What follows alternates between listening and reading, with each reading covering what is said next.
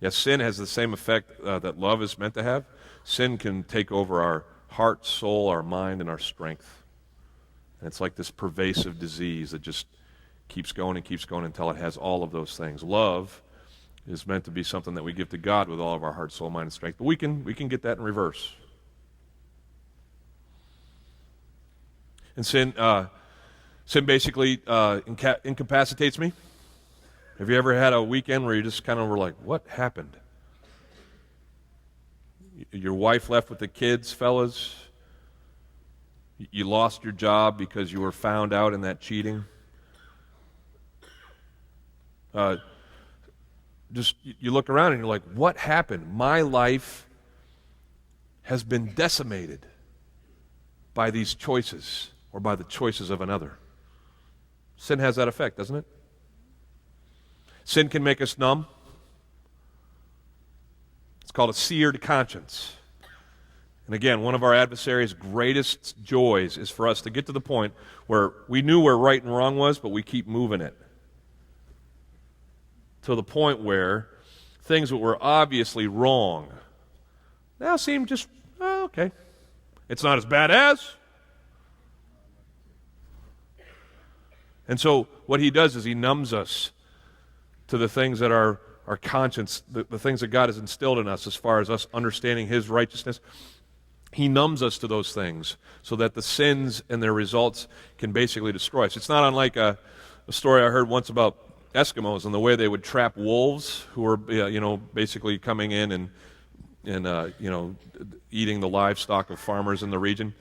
The way they would do it is that at nighttime they would go out, they would take a very sharp knife, they would sharpen it and stick it into the ground, blade up, and then they would take water, and as the weather would turn cold, the water would freeze over the knife. They'd keep spraying it like an ice rink or something like that so it got really thick. And then they would take the blood of one of the animals that these wolves like to come and poach, and they would spill it over the top of the knife blade that had been frozen there in the ground. Are you picturing this? It's like a big blood sickle. Well, then they'd just leave it there, and the wolves would come into the farm area, and they'd smell the blood, and they'd find this nice little blood sickle, and they'd just do what wolves do. They'd start licking on that blood because it's what they were after. But as they licked on the blood, the ice would melt, and then this phenomenon would occur where they would be licking against this sharp blade. But because they were so excited and they were gorging themselves on this blood sickle, they wouldn't even notice that the blood that they had a taste for was now mixing with their own. And instinctually they'd keep licking and licking and licking until they had so shredded their own tongues that as they left to go off back to they would have cut themselves to the point that they would bleed out and die. What a picture of the sins of men's lives.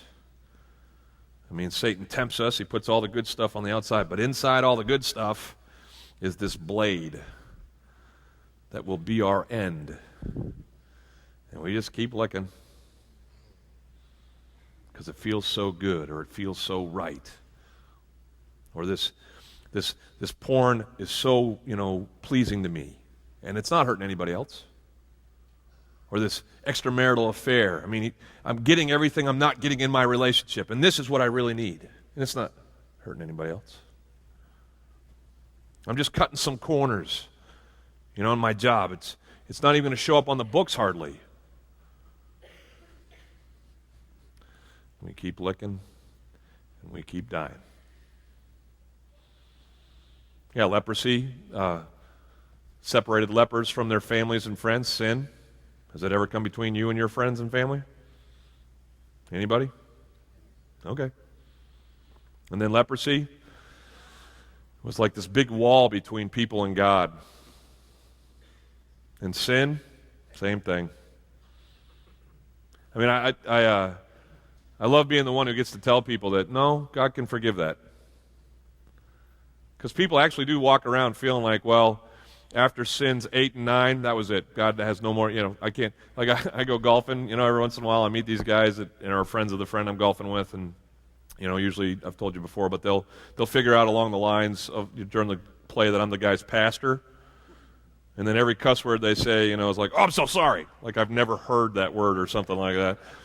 And like they need to confess to me, It's like, hey, I don't.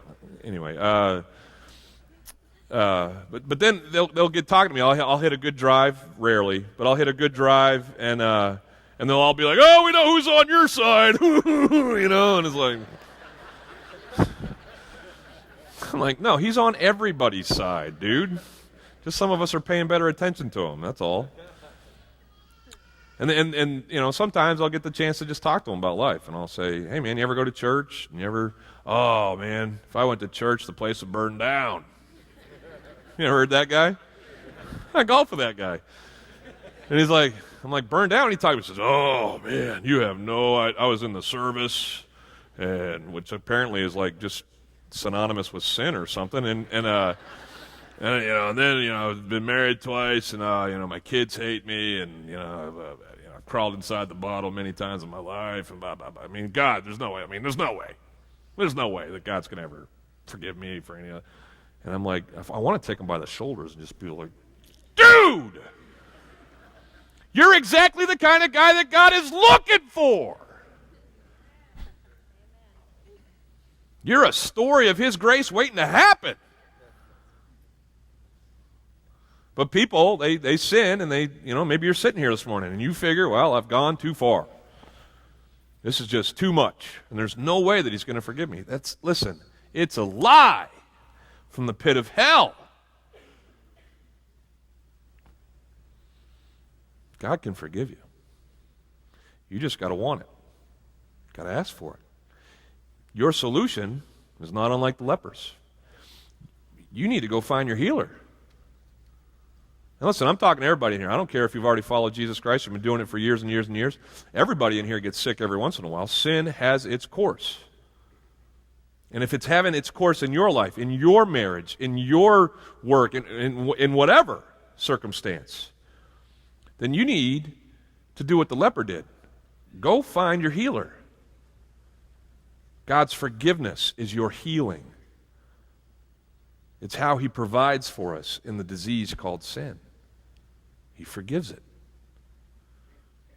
So, glad you're here. Find Jesus. When you find Him, when you connect with Him, when you connect the dots and say, "Yes, I am diseased in my sin. Yes, I need to get this fixed," then go to Jesus and fall on your face. So many of us go to Jesus and we have the laundry list of how He's messed up our lives. Why'd you do that? Why'd you let that happen? What's going on here? And we're angry. And we want our pound of flesh, and we want what we deserve, and give us our bailout package.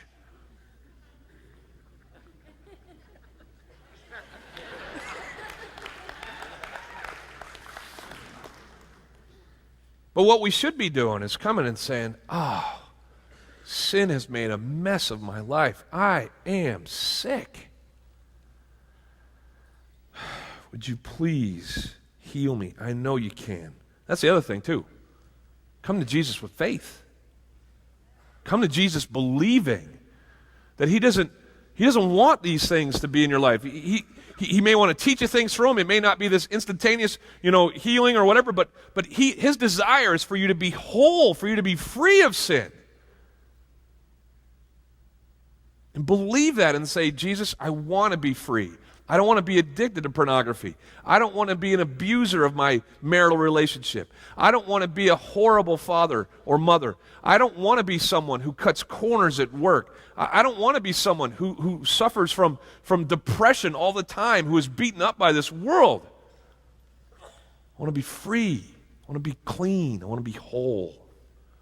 I believe you can do that for me. Would you please?" And then what's Jesus going to do for you? He's going to reach down. He's going to touch you. And He's going to say, "I'm willing. Be clean."